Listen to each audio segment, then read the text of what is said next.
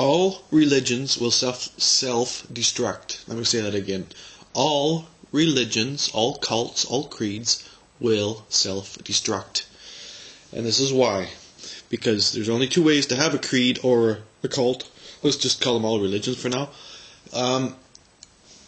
Either you have it passed on by word of mouth, or you record it in a language. And most languages, of course, have something to do with words these days. And if you put the words down in a book and call a book holy, then you run into the problem of having to teach the common worker to read. And as soon as you teach the common worker to read, he is no longer a common worker, but a creature on his way to thinking. So this is the big danger of having a written holy book, is somebody might read it, because you cannot read the Bible and believe it too. And you cannot read the Quran and believe it too, because anybody who reads the Quran and thinks that it's the Word of God is definitely insane, and they need therapy. Anybody who reads the Bible and believes that it's the Word of God is definitely insane and needs therapy. There are many believers who think that believing is a sane thing to do, but that's like an alcoholic that doesn't know he's an alcoholic or she's an alcoholic. You just have not admitted to the fact that you are mentally inferior to somebody who has had the courage to think. Now, of course, I'm trying to provoke you, obviously, so don't take the bait. Just relax. Okay, let's talk about the absurdity of one true God. Okay, let's back up right to the beginning of the universe. Now, that was about 13.7 billion years ago, give or take a few weeks. And at the point of the beginning of the universe, see, that's a big part. That's what I want to get to right away, is the point that we call it the universe. It is a universe. And as soon as we understand that our universe, what we live in, what we call the universe, is a universe, we may start to understand the absurdity of one true God, because there isn't such thing as one true anything. That's the whole process of evolution. Back before life even started, things were evolving. Things started out as pure energy, absolutely nothing. There was no space, there was no time. There's even space and time are still specific to location. I mean, there are places in the universe that have no space and time. But what we want to explain is that the concept of one true universe isn't even relevant. A universe is more than likely a thing that has evolved over so long time that we can't even perceive it. We perceive things in 40 or 50 year time periods if once we're my age. But if you're a billion years in the making, then everything's different. And if you're a universe, if you look at it as something that's simply a billion times bigger and older than your own head, then you'll see it as something that's just a normal process. It's just a thing that lives and dies. And a universe, they're probably countless universes. And our universe is probably almost the exact same as any other universe. And there's probably universes that are better, depending on how you see it.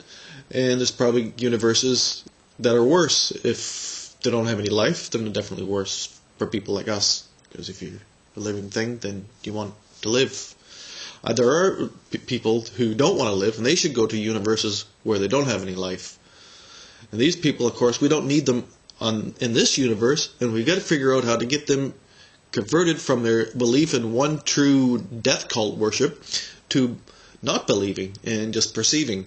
And if you have a friend who is a Christian, try and help them. I mean, a lot of us just ignore these kind of sicknesses.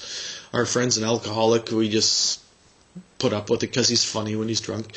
Or friend's a Christian, so we just put up with it because it's funny when he talks insanity. Or he's a Muslim and it's funny when he goes and talks his insane shit and blows this up, and the Christians go back and blow him up, and then the Jews go over and and then they drop bombs over there. And I mean, it's getting stupid, really. A lot of this shit has got to do with religious controversy, and anyone who believes the Bible has obviously not read it. And anybody who claims to be a Muslim or a Christian or a Jew or a Buddhist, well, I'm sick of it and I don't want to hear it anymore.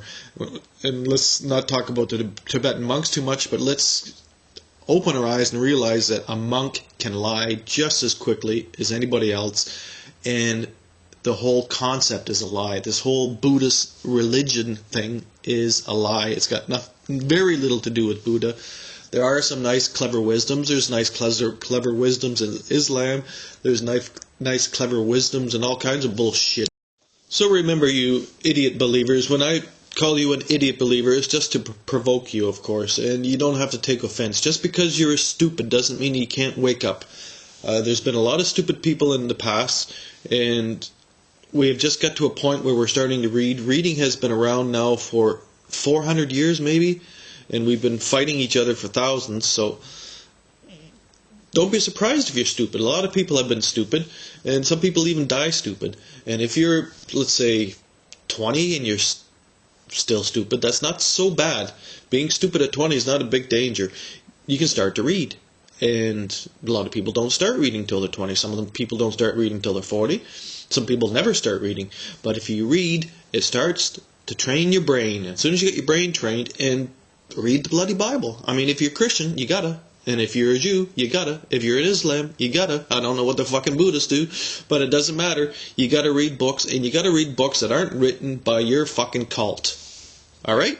So wake up, and let's, what do we gotta do when we're awake? We'll stop killing each other and see what happens. Alright? See ya. So just remember, when you're standing up for a religion, if you're still doing stuff like that, you are standing up for child rape, incest, murder, genocide, plunder, slavery, and propagated ignorance. I don't know. Just read the book. You'll see. It's a lot of fun. And once you see it, of course, you'll be fairly embarrassed, and you will think to yourself, who's fucking with me? And you'll realize, well, it's everyone. Everyone's fucking with you. But you can usually find a little bit of sanity in the world outside of religion, outside of alcoholism, outside of golf clubs, outside of all these clubs and creeds. Outside there is a small group of human beings called thinkers. And if you can meet one of these human beings, sometimes they're only 3 years old. Sometimes they're 40 years old. Sometimes they're 80 years old. But if you can meet somebody who's a thinker, get him to help you out, or her to help you out, into this road of believing nothing and starting to understand and perceive and see. I mean, the world isn't that complicated, and we've got it almost figured out. I mean, we probably only need another 3,000-4,000 years, and we got it mostly figured out for here. And when you think about how long we've been on this planet, we've been moving awful fast just in the last little while. And everything's happening now, so we gotta wake up, or we're gonna miss it. Right?